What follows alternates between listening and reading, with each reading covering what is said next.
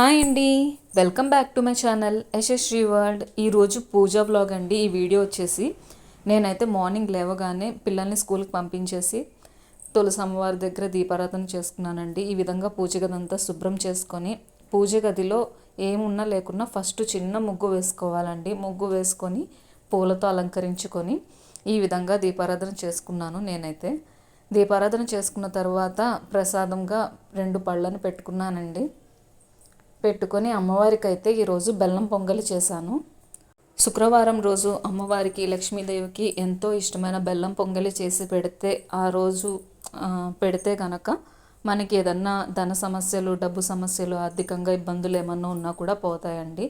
ఈ విధంగా అయితే నేను దీపారాధన చేసుకొని అమ్మవారికి నైవేద్యం సమర్పించి అష్టోత్తర శతనామావళి చదువుకున్నానండి. ఇలా ఈ విధంగా కుంకుమ పూజ చేసుకున్నాను అమ్మవారికి అయితే. పూజ అంతా పూర్తయిన తర్వాత అమ్మవారికి కొబ్బరికాయ కొట్టుకున్నానండి. కొట్టుకొని ఈ విధంగా హారతి ఇచ్చుకున్నాను. ఈరోజు పూజ అయితే చాలా బాగా జరిగిందండి. ఈ వీడియో కనుక మీకు నచ్చినట్లయితే please like and subscribe. Bye.